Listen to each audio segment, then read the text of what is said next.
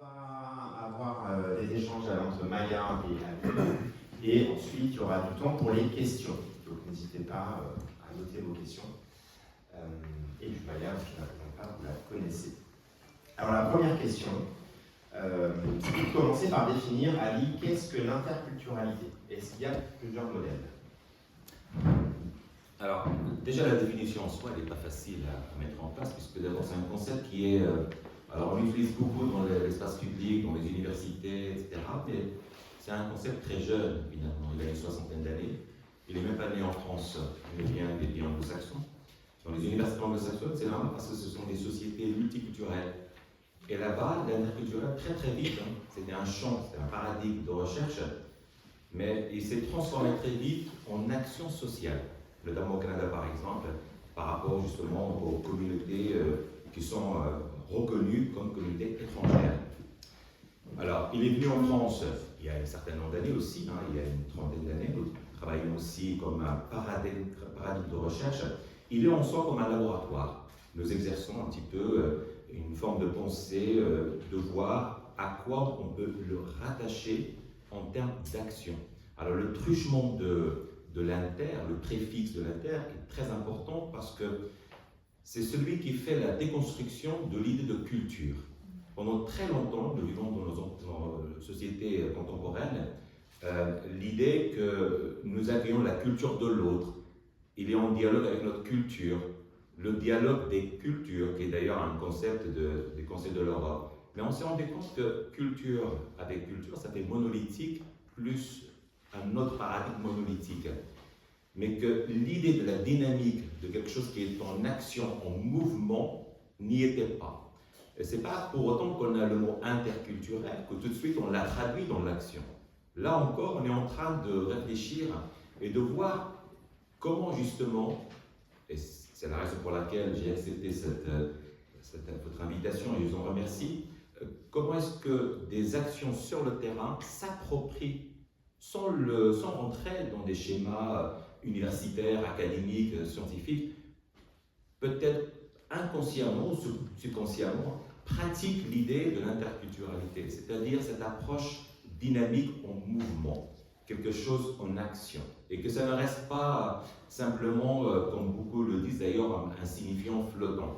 Il est malheureusement encore un signifiant flottant jusqu'à présent, parce que s'il reste trop longtemps flottant, il peut être sujet, on en parlera peut-être tout à l'heure, à des manipulations, des instrumentalisations. Alors on finit peut-être par même décrire certaines formes de dynamique entre communautés comme étant, on va dire, des communautarismes, parce que lorsqu'on parle de l'interculturel, on reconnaît une culture bien visible et distincte.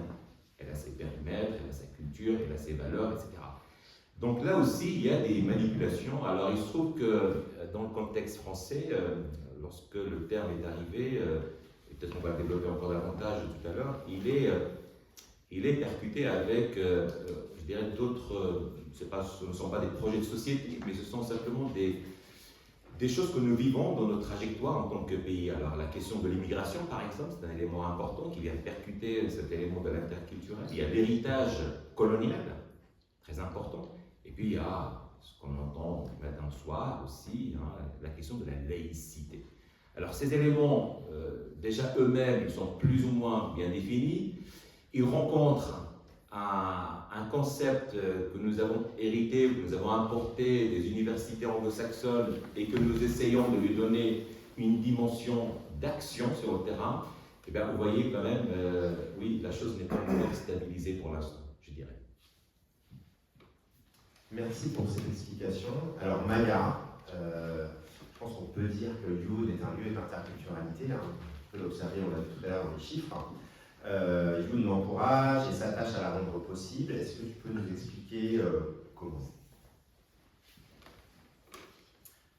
Alors merci beaucoup Ali pour votre présence ce soir.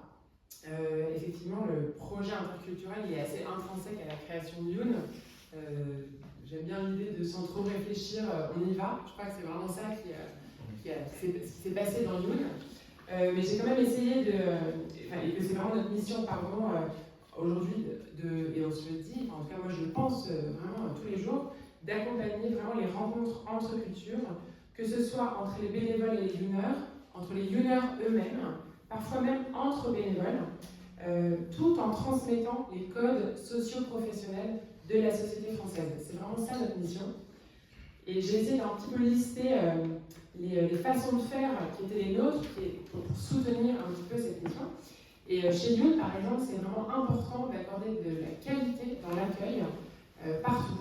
Donc concrètement, on s'en parle, hein, mais c'est sourire, être chaleureux, prendre le temps de se présenter, de comprendre les prénoms, d'entendre le prénom de l'autre et d'apprendre à le retenir, qu'on soit étranger ou français, on prend du temps là-dessus. Parfois, c'est des choses où on se précipite un petit peu plus. Partager un café, un thé, proposer une chaise pour s'asseoir, ne pas faire attendre pour rien, ça c'est vraiment quelque chose d'important. Et mettre un petit peu d'humour dans des choses difficiles aussi qu'on fait pour rire ensemble. Ça, ce sont vraiment des signes pour moi et pour l'association, je pense, d'accueil qui sont communs et compris dans toutes les cultures. Donc c'est quelque chose qui vient vraiment nous fédérer, ces petites actions toutes simples qui viennent nous aider dans nos interculturalités. Deuxième point que j'ai mis, auquel j'ai pensé, on met beaucoup d'attention à encourager les Youners à affirmer leurs demandes, leurs envies, leurs besoins d'information ou d'aide, à oser dire vraiment le jeu et à expliquer le pourquoi sans s'auto-censurer, tout en faisant respecter sa manière d'être.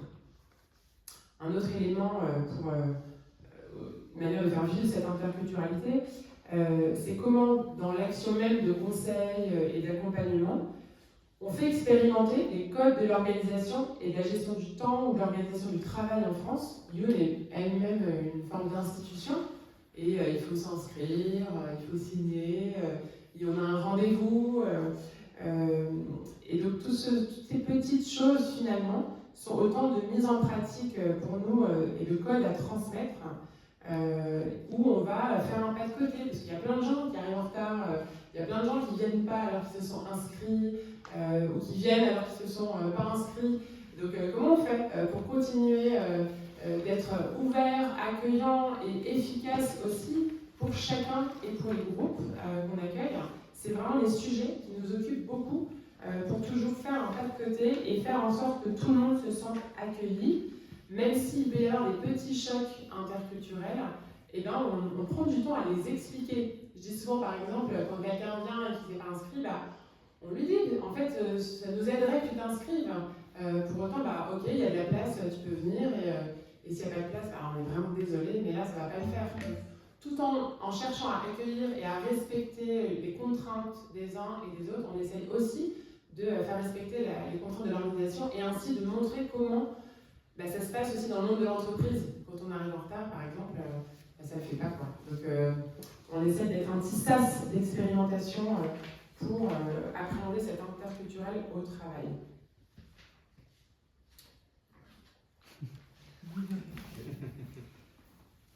Merci Maya pour ces petits exemples pratiques Oui. sur l'interculturalité.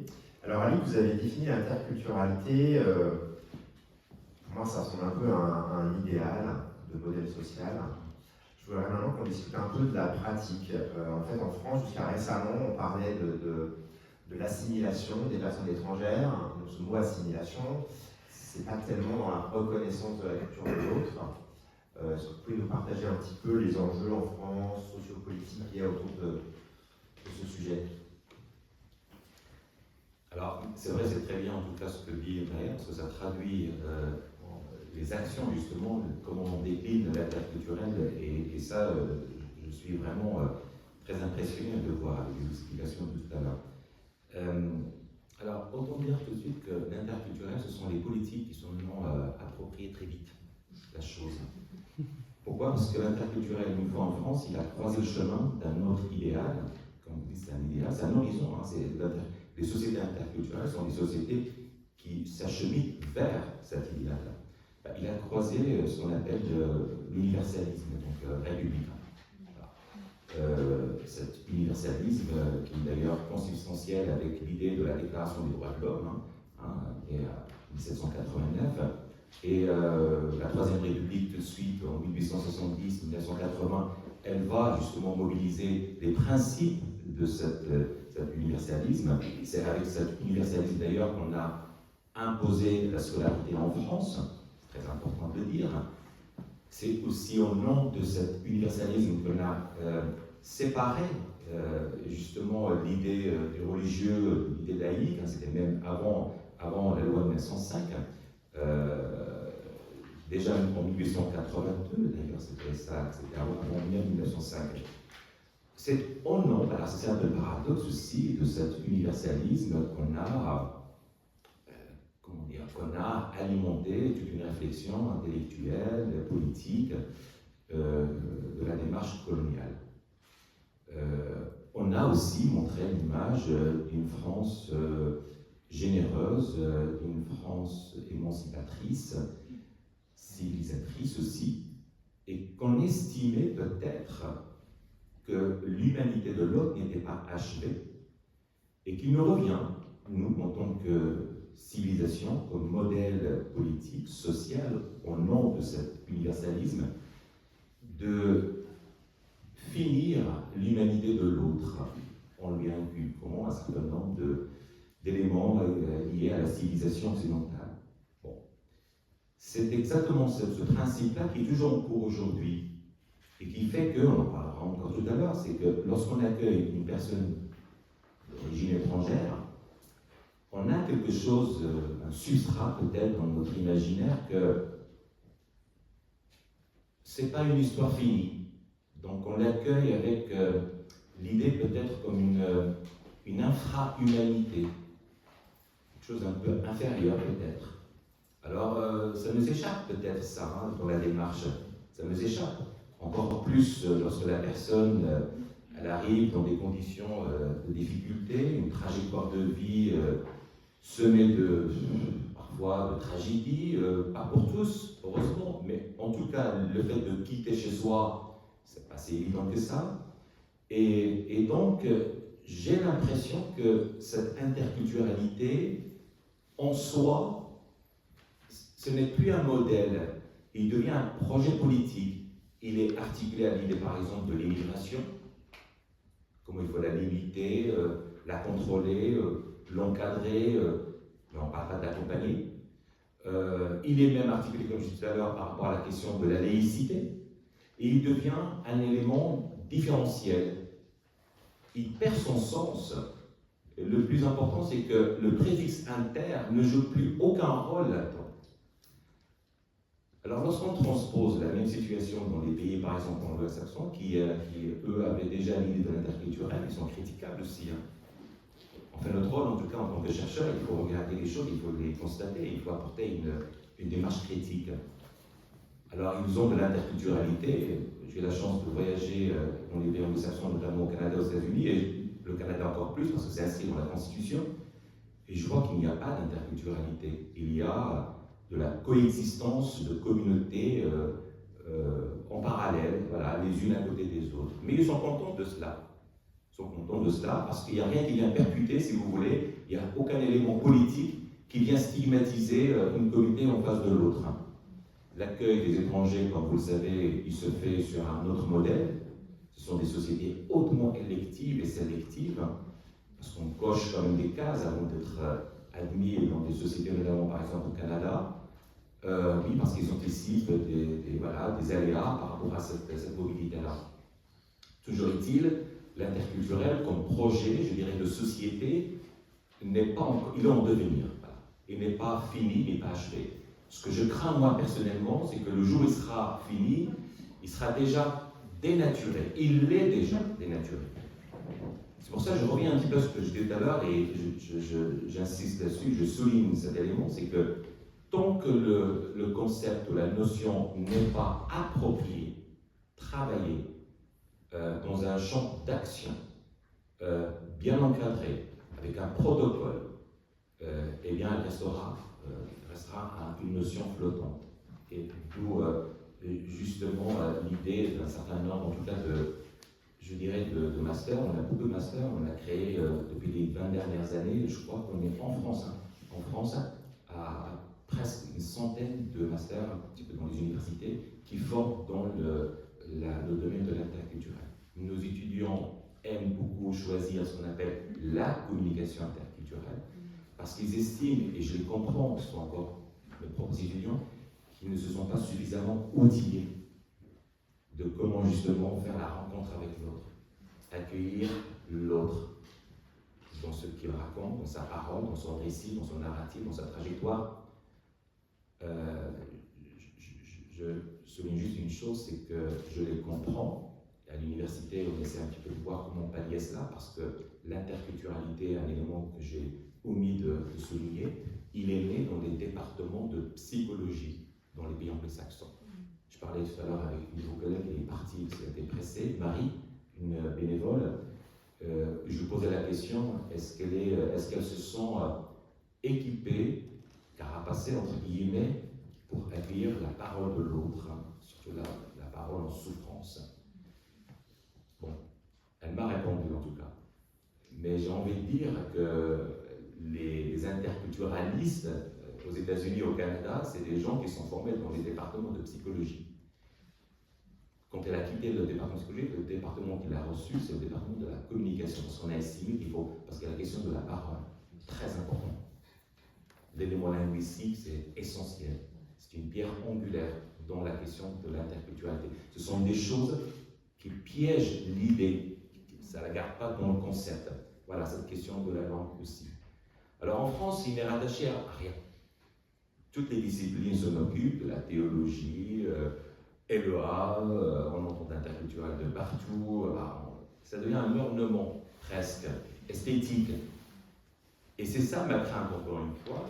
Je ne veux pas vous transmettre un pessimisme quelconque, mais pour vous dire, tant qu'on n'a pas maîtrisé le sens de ce mot-là, et tant qu'il n'est pas un élément combattant contre certaines obsessions qu'on a aujourd'hui, et qu'on entend d'ailleurs tous du matin au soir, eh bien, il n'est pas encore fini, il n'est pas achevé.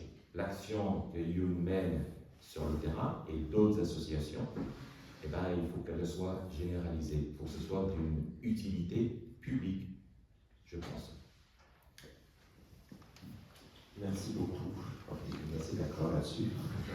Maya, est-ce qu'en miroir peut-être de ce que vient de nous présenter Ali, tu as quelques exemples de perception de cette interculturalité à la française qui ne fonctionne pas forcément très bien d'ailleurs.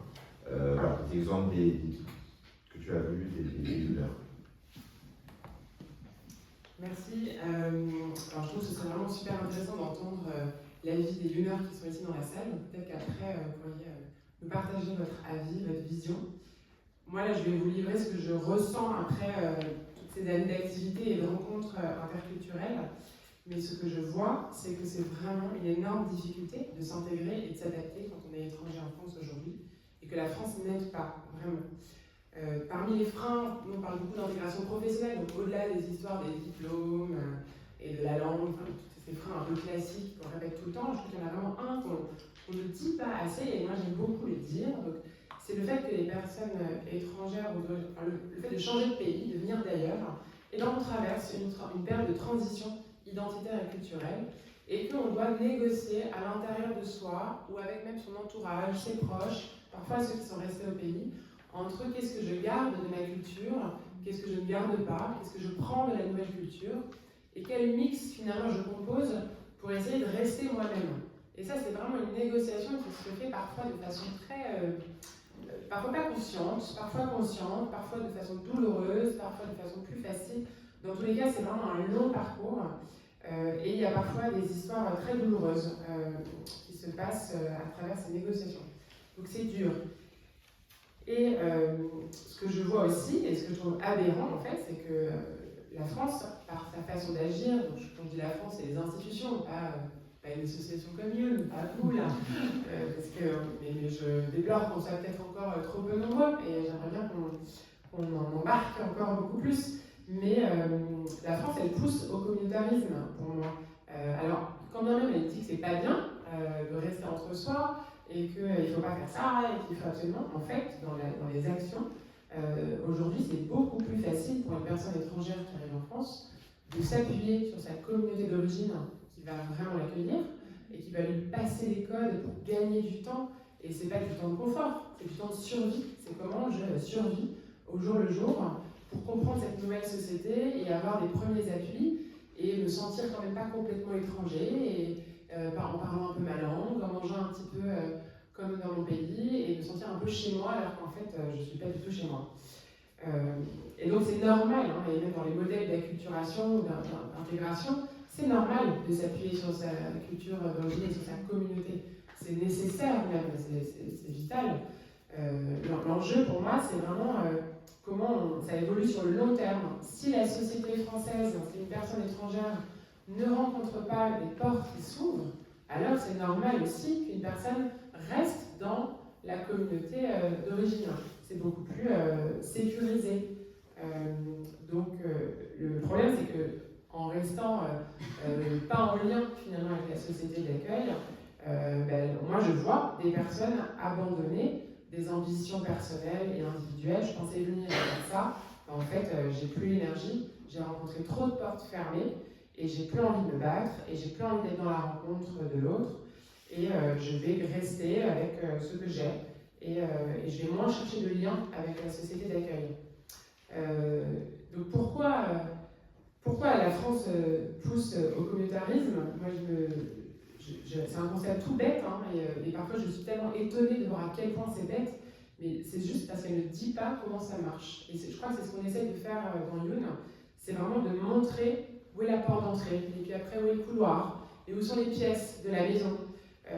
Et c'est pas grave si c'est pas bien rangé, et c'est pas grave si on cafouille et si on se trompe, mais juste d'expliquer ce qui est, ça suffit. Moi, je suis souvent émerveillée de voir, franchement, la satisfaction des Youners qui viennent nous voir, alors qu'on ne fait pas grand-chose. On écoute, on est là, on prend le problème avec nous, et on essaye, avec nos petites idées, ou des grosses idées aussi quand même, hein, mais souvent, j'aime bien, comment on fait pour être tout le temps à la page dans Youn? C'est parce qu'il y a toujours un peu des nouveaux bénévoles qui amènent leurs propres idées. On est un peu dans le système le système de la démerde.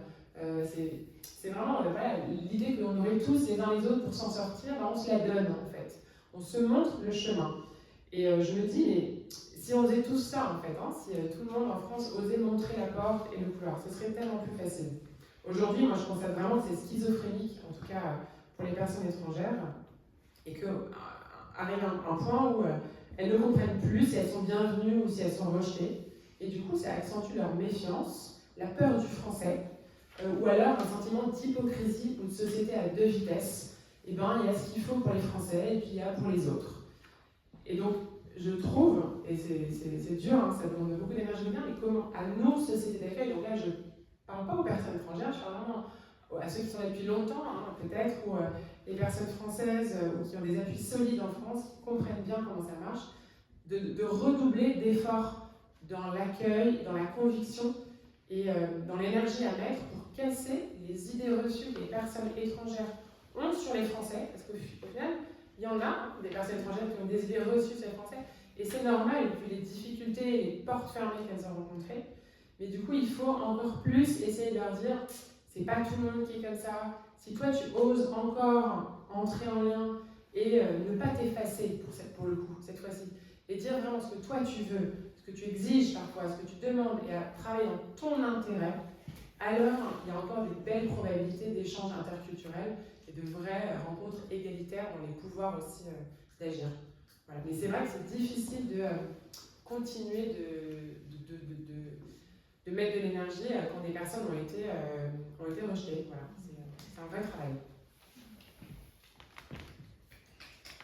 Merci Nadia. Est-ce qu'il y a des Youners qui veulent peut-être réagir sur ce point-là ou partager leur perception? Non? Oui?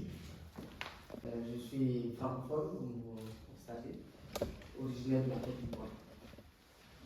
Et bientôt 7 ans en France, à tourner en haut pour essayer d'avoir mes documents administratifs qui me permettront d'être un peu plus à l'aise. Mais cela ne m'empêche pas, néanmoins, de frapper à toutes les portes. Et c'est comme ça que j'ai rencontré Maya. Et elle m'a donné, comment vous dire, cette énergie, parce que je me posais des questions, je me disais, enfin, je suis francophone, c'est vrai, mais je suis d'abord enfant et petite fille d'anciens combattants. J'ai des droits. Peut-être que je ne les ai pas revendiqués au moment où il fallait, mais j'ai été élevé dans le respect et l'amour de la France. J'ai appris la Marseillaise avant la Libanaise. Mais j'arrive à mon accent. Pour faire court, un petit incident au téléphone. Je suis abonné Internet. Je ne suis pas contente de la prestation. J'appelle pour me plaindre. On reconnaît que j'ai une voix un peu, pas tout à fait française, mais pas tout à fait africaine, donc au milieu. Et on commence à me parler comme si j'étais une brave analphabète à qui il fallait apprendre comment utiliser Internet, comment ceci, comment cela. Bon. Quand on a de l'éducation, on reste poli. Mais quand on n'en a pas, on devient violent. Donc ce sont ces petites choses-là qui font que on veut bien de l'interculturalité, mais en même temps on se dit qu'il faut de plus en plus que l'effort se fasse dans les deux sens. Parce que les individus qu'on a en face, quand on les voit, ou quand on ne les voit pas, mais qu'on les entend, et qui parlent déjà votre langue, dites-vous qu'il y a eu un cheminement et que ça nécessite un minimum de politesse pour maintenir ça. Voilà, c'est juste un témoignage. Merci beaucoup Hélène pour ce témoignage. Ça fait, merci parce qu'en plus ça fait le lien avec ma prochaine question pour Ali, qui est quelles sont vos recommandations ou les recommandations pour avoir un meilleur dialogue interculturel? Je ne pense pas avoir dit dans la définition de l'interculturel que l'interculturel est un cheminement ou un chemin vers l'autre. Il est défini d'abord comme une transformation de soi. C'est-à-dire qu'on se décentre, on se regarde d'une autre manière, on se perçoit d'abord d'une autre manière. Si la rencontre avec l'autre ne le transforme pas, ça s'appelle simplement un rendez-vous. Voilà. Donc, est-ce qu'on est en train de faire tout un tapage médiatique sur des rendez-vous, simplement, mais parce que, n'oublions pas une chose, c'est que l'interculturel est très valorisé, il était de constance en France. On en parle, les politiques en parlent. Lyon, c'est une ville interculturelle. C'est un site interculturel, on parle, c'est le Conseil de l'Europe qui lui a attribué. On en a 3. Je vais ouvrir une petite parenthèse là. On a 3 villes interculturelles. Vous prenez par exemple l'Allemagne, ils sont une vingtaine, vous pouvez le vérifier. Portugal, ils sont à peu près toutes les villes du Portugal ont le statut des cités interculturelles. Les villes de tous les pays européens ont ce statut de cité interculturelle. Je suis un peu étonné. S'il y a des gens ici de la mairie, peuvent m'expliquer pourquoi. Pour Lyon, c'est très bien, mais on a Lyon, Strasbourg, Paris. Pas de Saint-Étienne, pas de Poitiers, etc. Strasbourg, voilà. Et lorsqu'on est une ville interculturelle, c'est qu'on engage, la ville s'engage dans des actions. On a une charte ici qui a été signée en 2004 et a été reconduite en 2023 et dernière jusqu'à 2027 pour justement valoriser un certain nombre d'actions dans ce que vous expliquez, madame. Sauf qu'encore une fois, vous pouvez encore vous-même aller voir sur le profil de Lyon, qu'est-ce qu'on trouve? On trouve beaucoup d'actions culturelles. On va vous aider à comment aller prendre un abonnement à la Maison de l'Agence, par exemple, à Lyon 8e. Prendre, par exemple, affronter peut-être l'opéra, parce que c'est pas évident pour certains, etc. Accéder à ce qu'on appelle la culture institutionnelle. Ça, c'est très bien. Ou peut-être créer le lien entre les cultures périphériques et la culture institutionnelle, c'est très bien. Mais ce n'est pas un profil interculturel encore. Il est loin de là.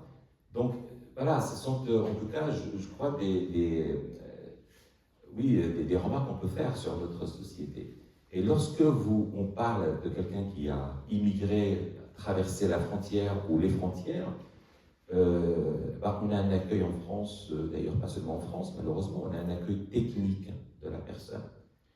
Et on oublie que la personne, lorsqu'elle a quitté chez soi, elle a laissé derrière elle tout un récit. Vous parlez des familles, vous parlez des parents, et on a laissé un récit, une biographie, une trajectoire de vie, que je ne pense pas, et je comprends les fonctionnaires de la préfecture n'ont pas le temps de faire une biographie de la personne. Ce n'est pas leur rôle. C'est pas leur rôle. Heureusement qu'il y a des associations pour faire ça. Donc, sans récit, on est désordonné, on est fragilisé et on est vulnérable. Ça, c'est un fait, c'est quelque chose qui est documenté. Il y a une fragilité au niveau de l'identité. Ce qui nous construit, ce qui donne du sens à notre identité, c'est lorsqu'on met en ordre notre récit.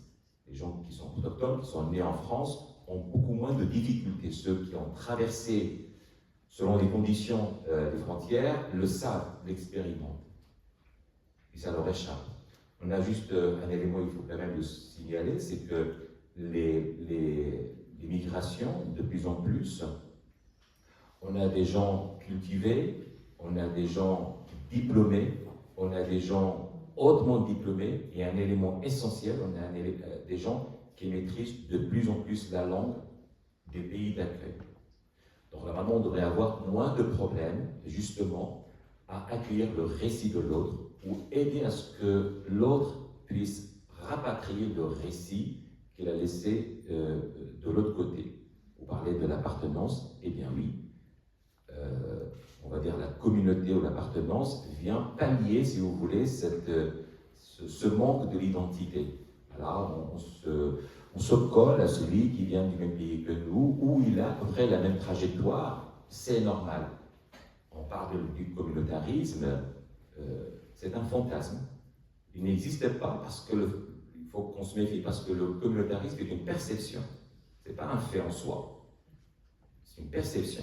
Par contre, on peut appeler d'autres dysfonctionnements dans la société par leur nom. Voilà. Délinquance, c'est une délinquance. Criminalité, c'est une criminalité. Vol, c'est un vol, etc., etc. Mais jusqu'à preuve du contraire, le communautarisme, ce n'est pas un terme qui tombe sous le coup juridique d'une forme de délinquance. Par contre, si on ne comprend pas que par là, la personne compense une partie de sa propre identité, eh bien, on aura loupé quand même une bonne partie de sa démarche interculturelle. Je ne me rappelle plus la question, Fabien, que vous me posiez, parce que j'ai tellement parti... Sur les recommandations pour un bon dialogue interculturel. Alors, le dialogue interculturel, c'est un concept aussi que je ne l'utilise pas, parce que c'était le mot qui était utilisé par le Conseil de l'Europe en 2004 pour favoriser justement le dialogue. Voilà. Bon, on peut toujours dialoguer, bien entendu, ce n'est pas la question, mais moi je ne parle pas de ça.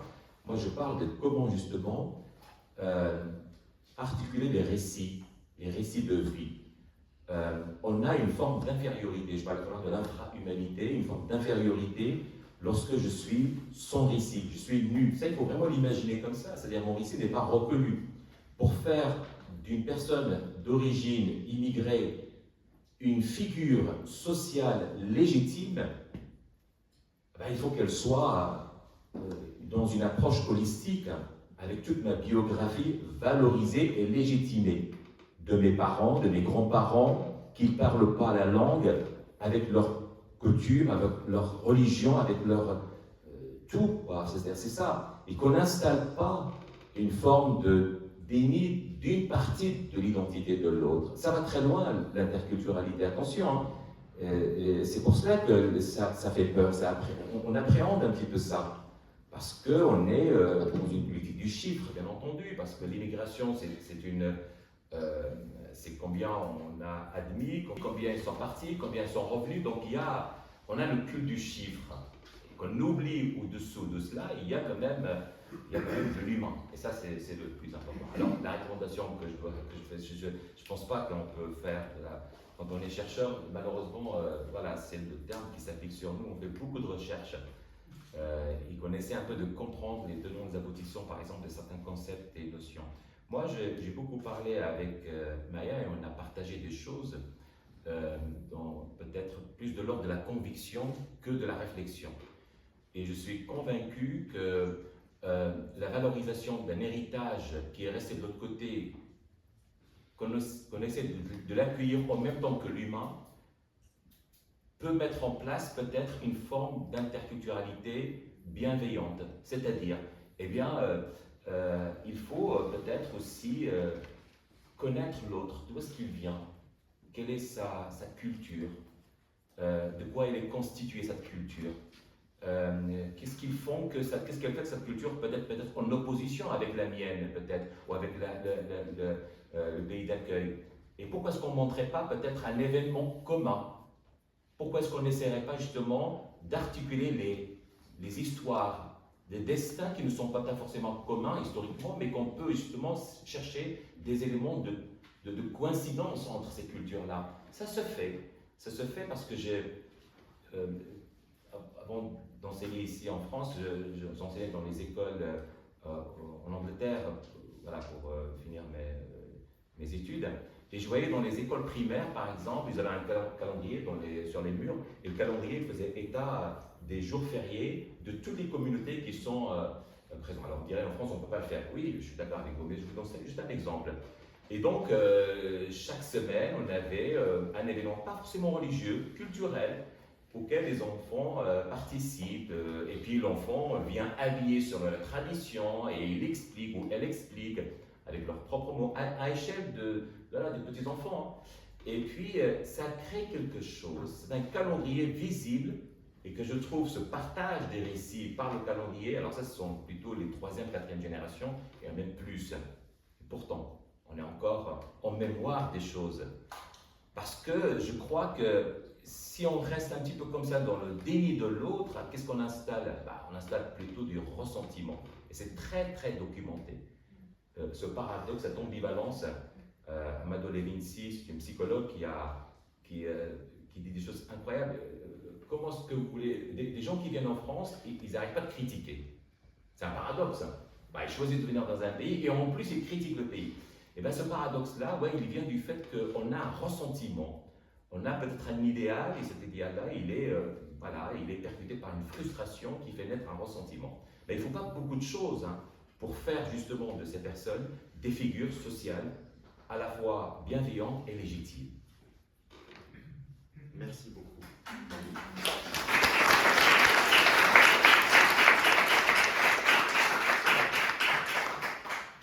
Maya, sur les recommandations, comment Youn, quelles sont nos recommandations aux Youneurs, aux bénévoles, aux entreprises pour une meilleure ou plus d'interculturalité?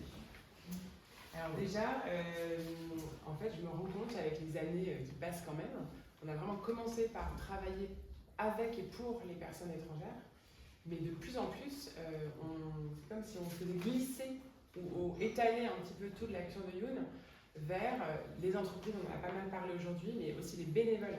C'est comment maintenant, donc, les recommandations que j'ai, en fait, j'en ai pour chacun un petit peu. C'est tout le monde qui peut agir, qui peut continuer de permettre que ça se passe le mieux possible. Ce qu'on peut dire souvent aux Youneurs, donc j'espère que ça fera écho, on encourage toujours à rendre visible ce qui font vraiment leurs différences, leurs spécificités, leurs particularités. Et d'oser dire finalement comment ils sont différents quand on les reçoit en permanence ou quand on les accompagne. Et moi je suis encore effarée de voir combien il y a de personnes qui s'auto-censurent sur leur CV, par exemple par le nombre de langues qu'elles maîtrisent. Enfin, il n'y a pas un Français qui peut dire je maîtrise 5 dialectes ou plus. Et comment il y a beaucoup de... Voilà, la langue est vraiment symbolique, parce que c'est une autocensure qu'on rencontre tout le temps. Il y a plein d'autres choses. Ah non, telle expérience est nulle, ou comment on peut venir en entendant les récits justement, on se dit tiens, ça c'est l'expérience personnelle, mais en fait, il y a des compétences professionnelles derrière. Voilà, pour moi c'est vraiment encore et toujours encourager les personnes étrangères à oser raconter en détail leur motivation pour un métier, leurs expériences. Et quand on leur demande d'ailleurs leur motivation, c'est pas toujours un mot qui a été permis en fait, qui est compris oui, mais voilà, Abdelkader, moi il m'a appris qu'en Syrie, et ben, selon tes notes à l'école, à l'université, tu vas faire maths, ou tu vas plutôt faire littéraire. Et je crois qu'il y a beaucoup de pays qui sont comme ça. Donc choisir par le plaisir et l'envie, il y a plein de pays où c'est pas possible. Donc quand on vient demander c'est quoi tes motivations pour ce métier-là, et de leur dire c'est ça qui va transformer le regard du recruteur, c'est ça qui va lui donner envie de s'intéresser à toi et d'en savoir plus.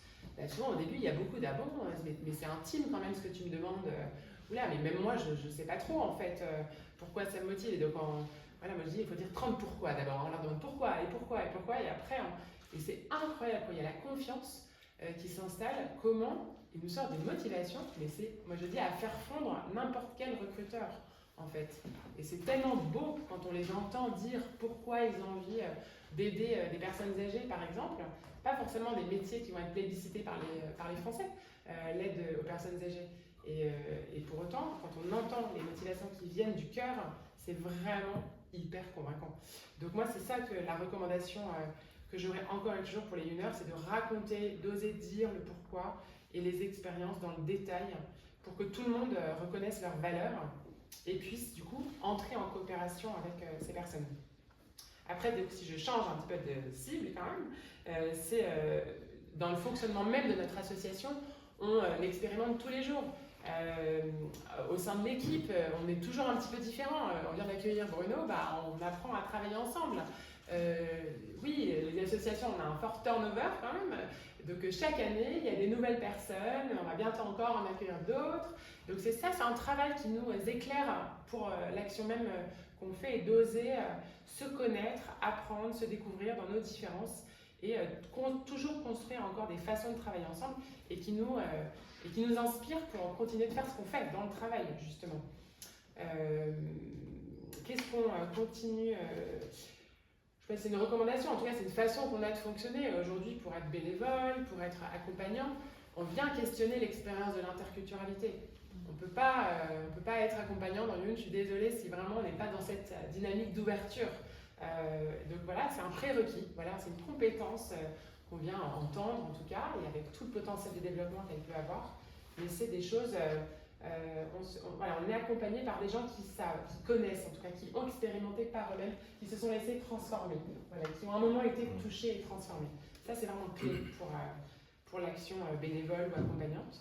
Et enfin, vous disiez, les espaces de rencontre, on n'en a pas tellement dans Youn, on aimerait encore et toujours en avoir plus. Il y a le rituel des apéros réseau, voilà, on essaie toujours encore de permettre à chacun d'arriver en tant que lui-même et d'oser se montrer tel qu'il est. Mais il y a aussi les formations éclairantes qu'on organise, alors en 2023 beaucoup moins qu'en 2022, mais on ne l'oublie pas du tout. Mais c'est des formations donc, sur les 4 thèmes du droit des étrangers, l'interculturalité, la culture du réseau et l'éloquence. Et pour moi, ces formations ne se font pas s'il n'y a pas un public mixte, donc apparenté français et apparenté étranger, parce que c'est des sujets en fait qui nous relient et qui nous font évoluer les uns vis-à-vis des autres. Et par exemple, on organise une mini-pub, mais le 7 juin, enfin, une formation sur l'éloquence. Bon, ce mot est un petit peu biaisé, voilà, c'est un petit peu la culture de la prise de parole en public. Mais aujourd'hui, je m'attache en tout cas à réadapter le contenu pour que ce soit les personnes françaises qui adaptent leur discours pour être accessible à tous. Voilà, et donc on est parfois à parler très vite, et voilà, mais bien non. Pour se rendre accessible, il faut parler plus lentement. Je ne suis pas le meilleur exemple. Faire des pauses, des phrases courtes avec des points, et surtout pas d'acronymes ou de oui, je suis, je suis contente d'être là, alors ça c'est mort, c'est mort aussi d'ailleurs, ça marche pas. Donc il faut faire attention à notre propre langage pour se rendre accessible. Donc voilà, c'est des endroits, des espaces en tout cas où on vient vraiment travailler l'action vers l'autre.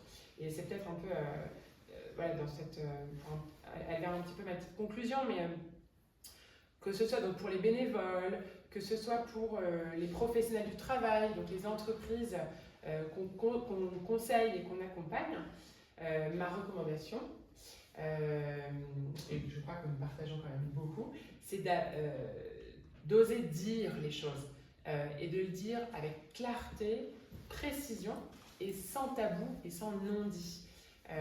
Que ce soit dans les relations interpersonnelles, en fait, où soit on va suggérer une recommandation, un petit conseil, voilà, mais je l'ai dit, je l'ai un peu dit comme ça, je l'ai dit, il a entendu.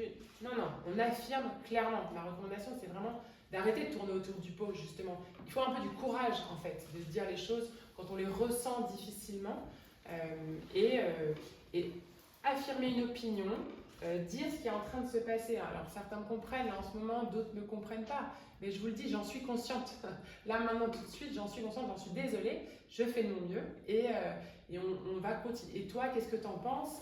Et de trouver une zone de rencontre dans la relation interpersonnelle. Et au niveau des projets et des institutions ou des entreprises, j'ai envie au passage de saluer le village du droit des étrangers aujourd'hui représenté avec Cindy, mais on coopère beaucoup à Guillotière. Et moi, on était dans une rencontre interpartenaire il n'y a pas très longtemps. Et dans les projets, c'est comme on ne dit pas ce qui est là. Et à Guillotière, le sujet du travail, tout le monde en parle, personne ne le fait. Et c'est terrible de se rendre compte à quel point on tourne autour du pot, de la régularisation par le travail, voilà, et donc on va mettre des rencontres autour des cultures, etc. Et c'est bien, et c'est nécessaire, on a besoin, et pour autant, sachons aussi dire ce qu'il y a et un peu de courage. Parlons de ce qui est là, et de ce dont on a besoin, et ce qu'on a envie de faire ensemble. Voilà, donc en résumé, c'est vraiment ce côté, chacun doit faire un mouvement actif vers l'autre, vraiment. Sinon, on n'est pas dans la rencontre interculturelle. Alors, moi, je crois encore au mot intégration. Hein, je crois qu'on peut encore se le réapproprier si et seulement si il y a bien ce double mouvement les uns vers les autres. Mais sinon, on reste dans de l'assimilation ou de l'insertion. On n'est pas vraiment dans cette rencontre. Merci Maya. Donc, on a pris un petit peu de retard. Donc, il nous reste 2 questions que je voudrais qu'on fasse de façon peut-être un petit peu plus synthétique pour prendre un peu le temps aussi d'avoir des questions des personnes présentes et après le petit buffet.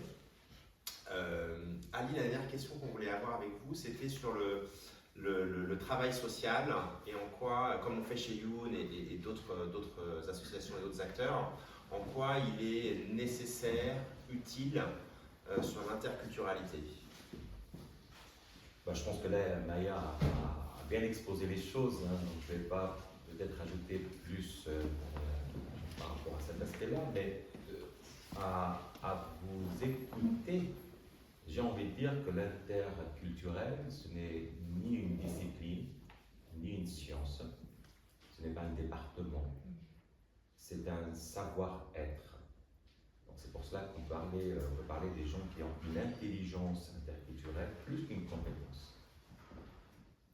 Je n'utilise pas ce terme même avec mes étudiants, je ne leur dis pas que vous avez la compétence interculturelle, je dis que vous avez peut-être atteint l'intelligence interculturelle pour éviter des dissonances culturelles pour des gens qui vont travailler en Afrique ou je ne sais pas, et retrouvent des coutumes qu'ils ne connaissent pas. Eh bien là, il faut quand même qu'on ait une intelligence pour ne pas juger, ça c'est très important. La question des décentrements, etc.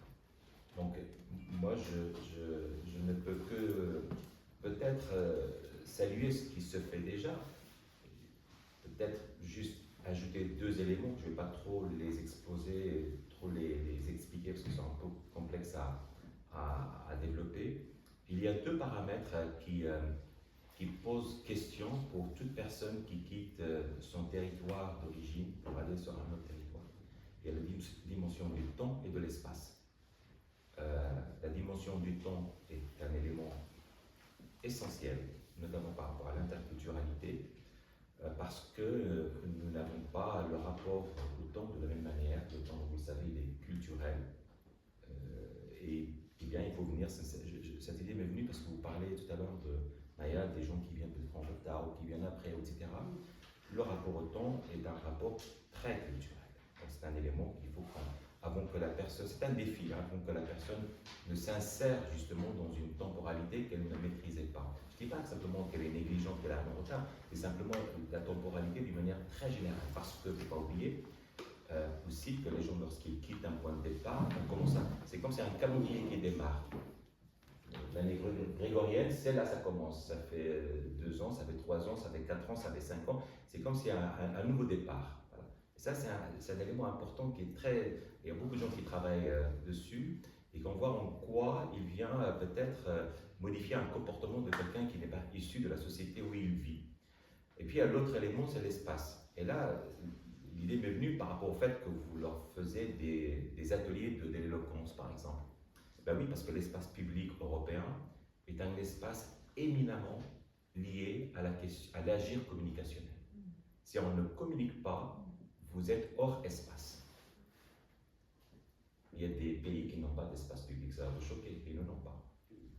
Parce que l'espace public est défini depuis le XVIIIe siècle par beaucoup de philosophes européens, en passant par toute la philosophie des Lumières jusqu'au XXIe siècle, comme un espace de l'agir communicationnel. Je prends ma place en agissant par la communication, en prenant la parole. À petite échelle. À petite échelle, là par exemple, on donne la parole par exemple. Normalement, il ne faut pas qu'on en parle. Nous, il ne faut pas qu'on parle. Nous, on donne la parole. C'est un agir communicationnel, ça. C'est un agir communicationnel. Et donc, la langue, on parlait tout à l'heure de la langue, la maîtrise de la langue, alors nous sommes dans une société, on le sait très bien, en français, on aime bien parler très bien. Si vous êtes aux États-Unis, vu qu'il y a je ne sais pas combien d'accents, vous passez un peu inaperçu. On ne sait pas si vous êtes de l'Ohio ou de Wyoming ou de Seattle, donc on dit, bon, bah, voilà, la grammaire américaine, elle est extrêmement avant-gardiste, ça vous le savez. Vous savez, il y a un accord en anglais, l'accord se fait à la troisième personne. On dit he sees avec un S, mais on ne peut pas dire I sees, n'est-ce pas? Les Indiens d'Amérique disent I sees, toujours.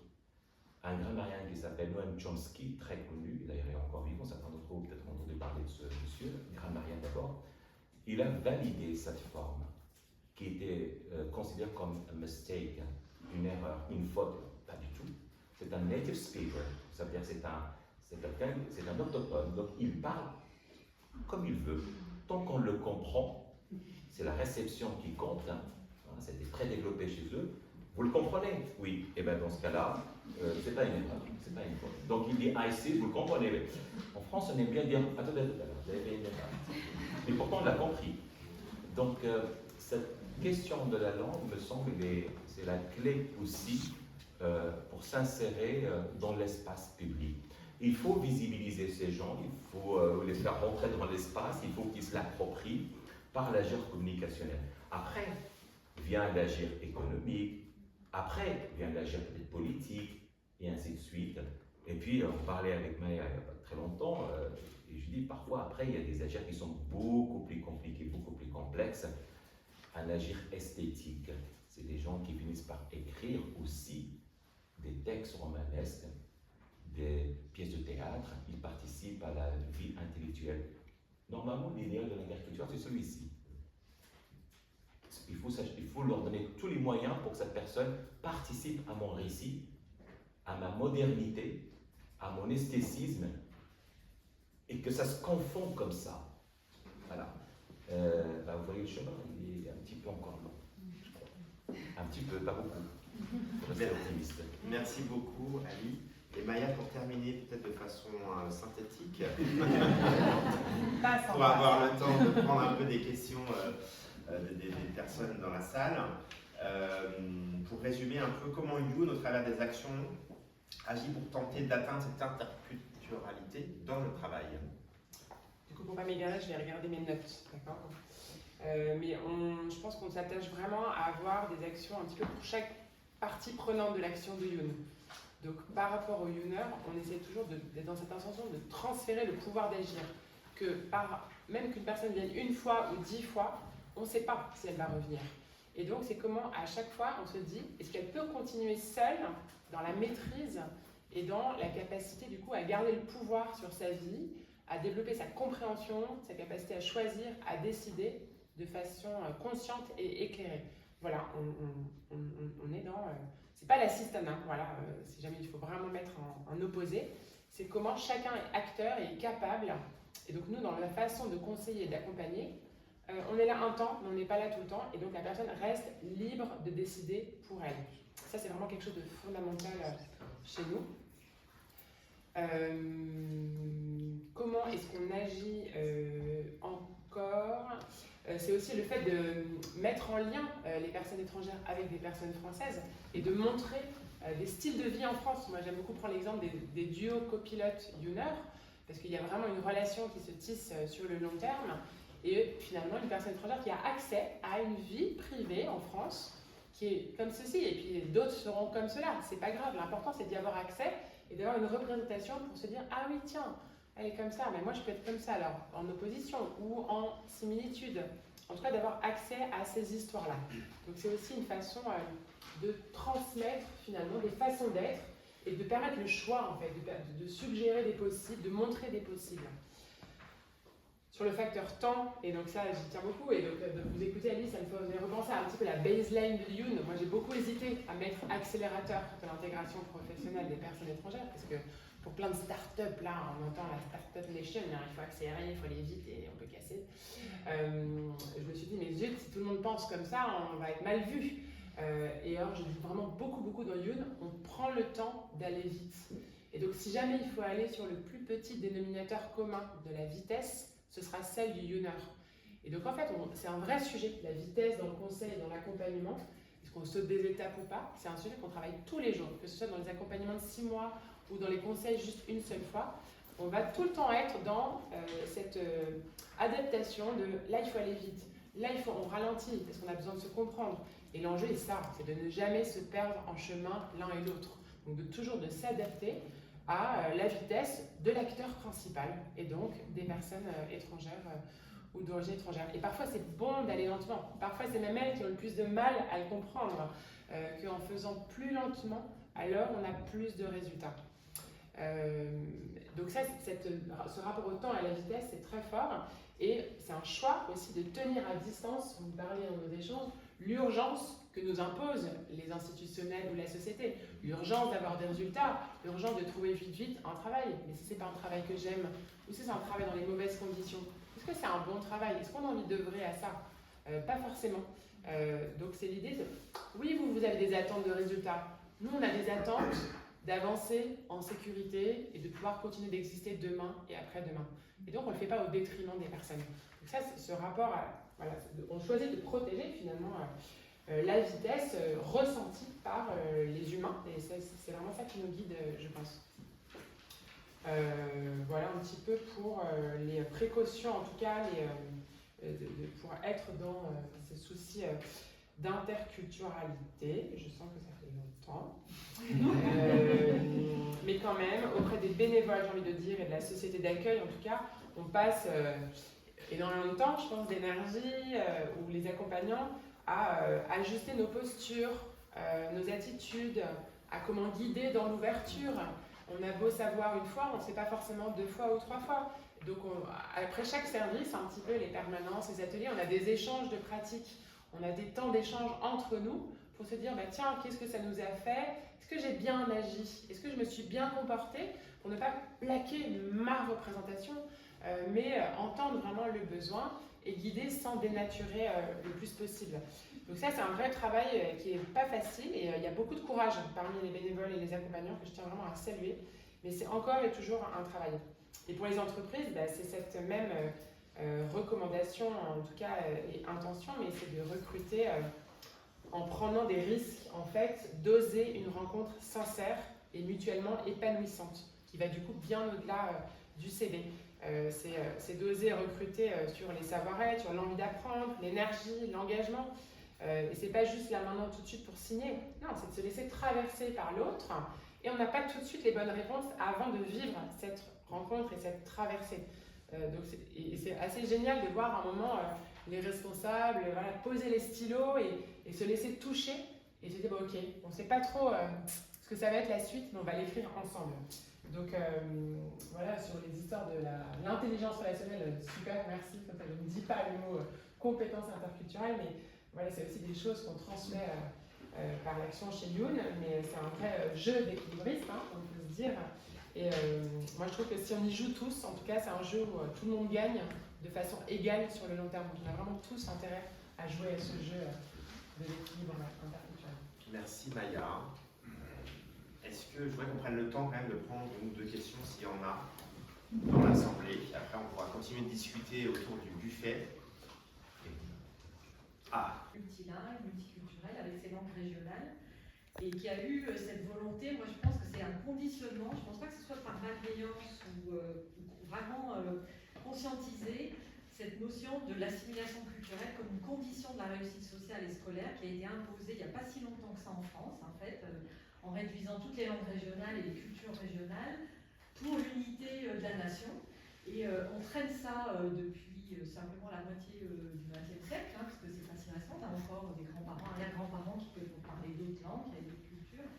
Et pour rencontrer des professionnels qui pensent encore justement qu'il faut s'assimiler pour réussir, ça vient souvent de ça, en fait. Et il faut le déconstruire, en fait. Je pense que ça passe par un déconditionnement de la société sur ces questions-là, qu'on peut, effectivement, parce qu'on a des cultures différentes, des langues différentes, construire des choses ensemble. Et quand déjà on réalise ça par rapport à notre propre histoire, je trouve que ça change beaucoup de choses. Et les gens peuvent évoluer aussi avec ça et se rendre compte qu'ils ont aussi une histoire liée à d'autres cultures, d'autres langues. Ce que vous dites est vrai, parce que sur quoi la société française est en train de se construire à partir de ce moment-là. Il y a un élément qui me rassure là-dedans, c'est que oui, on a un peu écrasé ces langues régionales, ces cultures régionales en France, au profit de quoi? D'une culture dominante, qu'on la perçoit comme une culture unificatrice de tout le monde. Lorsqu'on reçoit quelqu'un venant de l'étranger, moi je ne pars pas du principe qu'on a une démarche raciste, c'est simplement on est dans un projet de société, à vivre en commun avec la culture dominante. Jusque-là, moi ça me va, très bien. Par contre, je dis simplement, comme toute culture, alors si on reste dans le mot culture, les cultures ne bougent pas beaucoup. L'interculturel, oui, parce qu'il rentre en communication avec notre culture. Je dis faites attention parce que comment voulez-vous que la personne devienne, comme je disais tout à l'heure, une figure en bonne santé mentale, on va dire, et du bien-être. Elle ne peut pas, si une partie de son récit est complètement marginalisée. Donc il faut qu'on fasse un équilibre entre cet idéal de société, que moi je ne récuse pas totalement, mais que je trouve parfois il est manipulé dans les discours politiques, beaucoup d'ailleurs, et ça sent parfois même, oui, des actions pas tout à fait sympas, n'est-ce pas, vis-à-vis des autres cultures, mais c'est un élément d'équilibrisme. Vous savez, ce qui apporte cet équilibre, ce n'est pas les politiques, c'est la société civile. La société civile, en France, c'est justement un des éléments de l'espace public.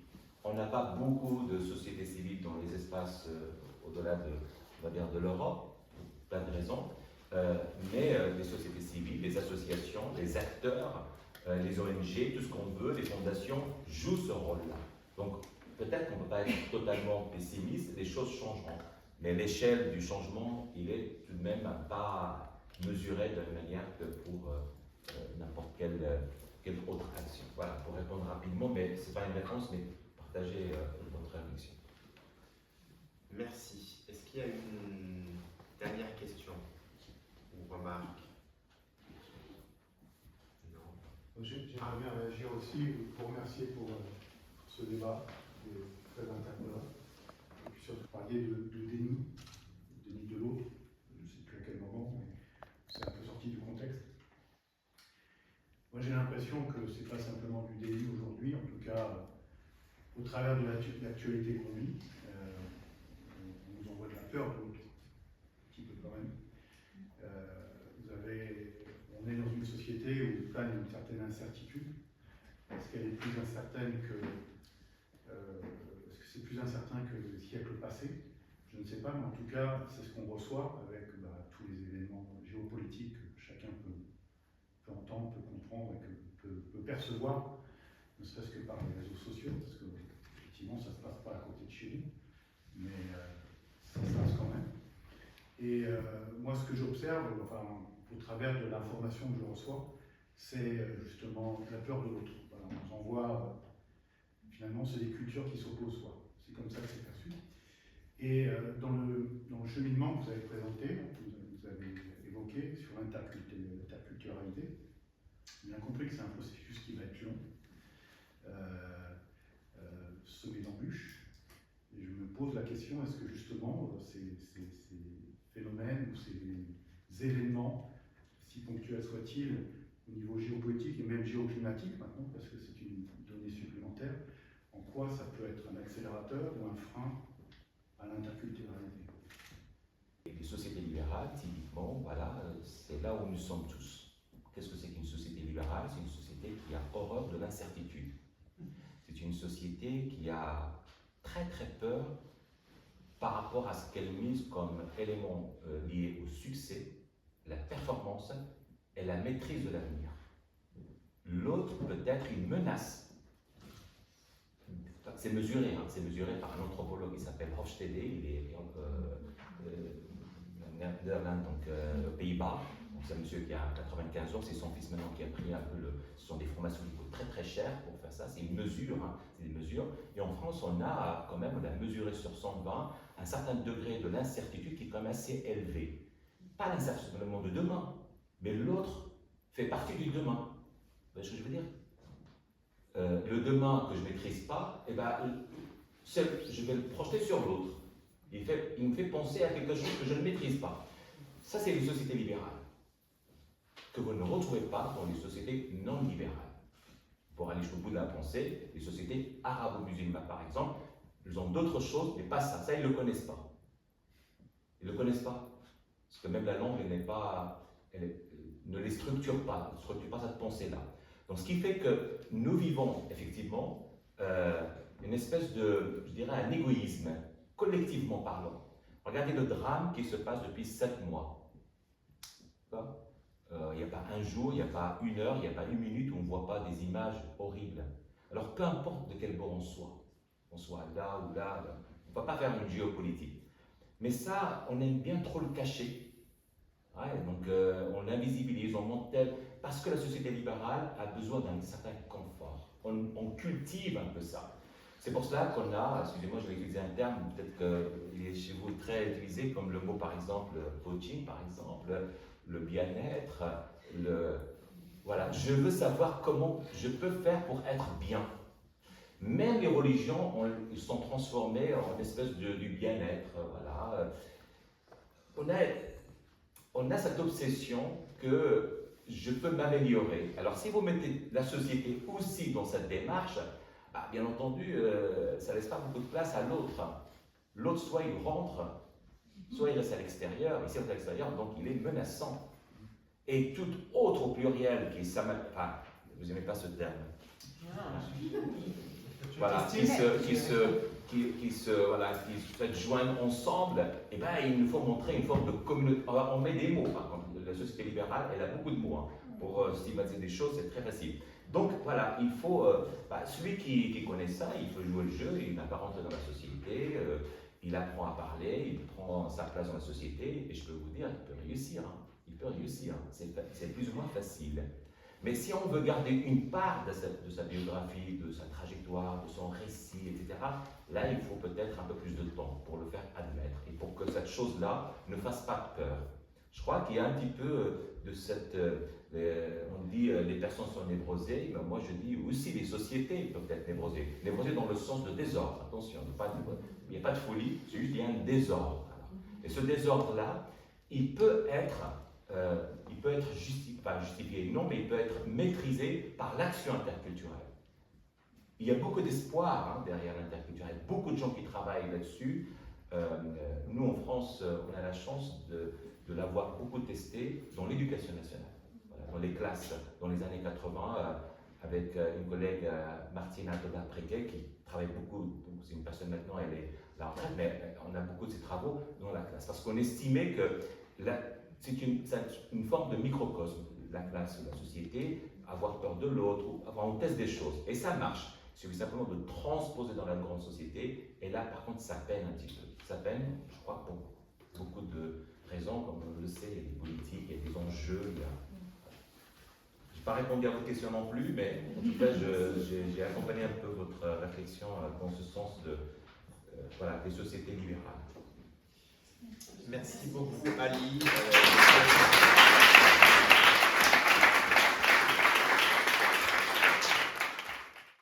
Très inspirant. Voilà, je pense que ça va tous nous amener à réfléchir encore. Et merci à tous pour votre présence et surtout restez pour un petit verre derrière. Pour l'instant, c'est derrière, on va peut-être l'apporter là. mais vous êtes encore les bienvenus et merci d'avoir été là jusqu'à maintenant. Merci. Et on voulait, avant de faire une